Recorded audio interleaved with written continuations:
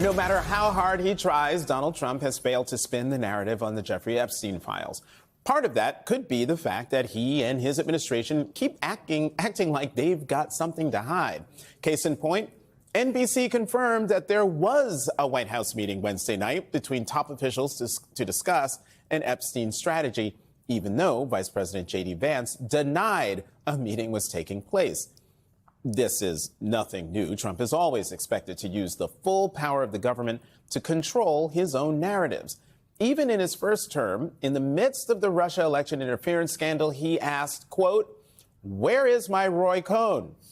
Roy Cohn, of course, was Trump's former personal lawyer and fixer in the 70s and 80s.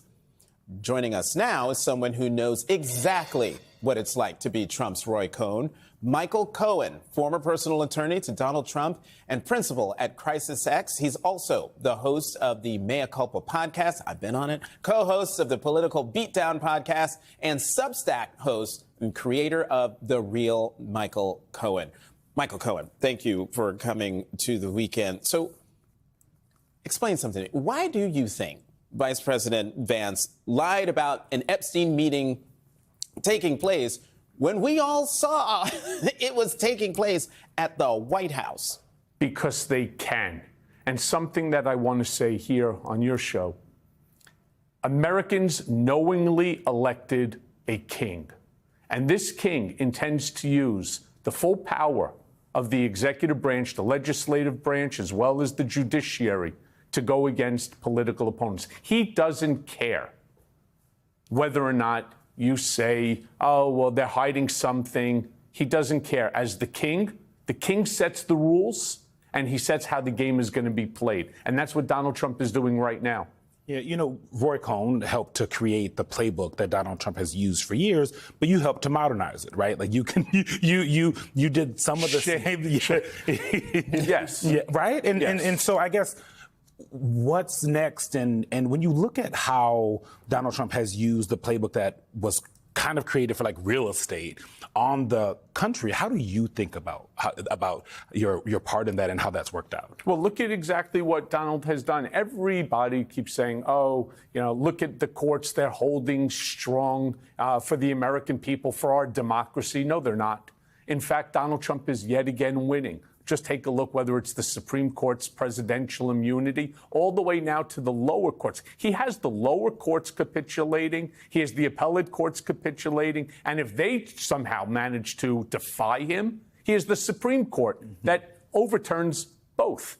And so he has the game rigged. It's only going to be Americans. It'll be the American voter that will have to turn around and put an end to this. Otherwise, as I say all the time, you know, America's democracy is going to look very, very different after 2026. Mm-hmm. You know, Michael, I'm just curious, of all the things President Trump has been accused of doing, has been found guilty of doing, none of those things stuck during the campaign. To your point, Americans knowingly elected a king. But this Epstein situation has broken through in ways that the 4 indictments didn't break through. 34 guilty the convictions. He's a convicted felon. That didn't stop him from becoming president of the United States. And yet he is catching hell from his base on Epstein. Why? Why do you think that is? Well, because it's so nefarious, it's so disgusting, and for whatever reason, Republicans actually ran on this entire Democratic cabal of child sex traffickers, of rapists, and they want the answers. All Donald Trump is going to need to do is release the files unredacted. And here's my prediction on that, too. So far, as you know, I've made plenty of predictions, and I'm going to make another one here. Number one, I don't believe that Donald Trump was on Epstein's island. Why? He said it more than 5-6 times, and he says it very openly. Now, Donald Trump says many things openly, I was going to say, this is different. He doesn't always flirt with the truth. That's true, but I know Trump, and I know that he's saying it for a purpose. Now, is he in the file? Absolutely. Why? He's in the black book. He took free flights with Epstein down to Palm Beach.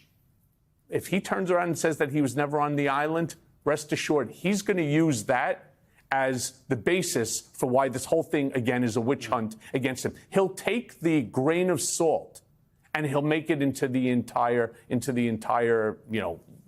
Right, he'll absolve himself. So, Yeah. Right. If you were still advising Donald Trump in this moment, what would you? Well, I can tell you one thing. If I was, there would be no democracy left, because I see exactly what he's doing. I don't think those that are around him are actually as qualified as he thinks that they are. But What do you mean there wouldn't be a because democracy left because if you he were has managed to take total control over the legislative body. Look at the way that they have bent the knee to him. The judiciary, no different. So when you are the executive and you have now full power, what's to stop him? And the answer is nothing. And it's not going to be Epstein that did it, because ultimately somebody will get thrown under the bus.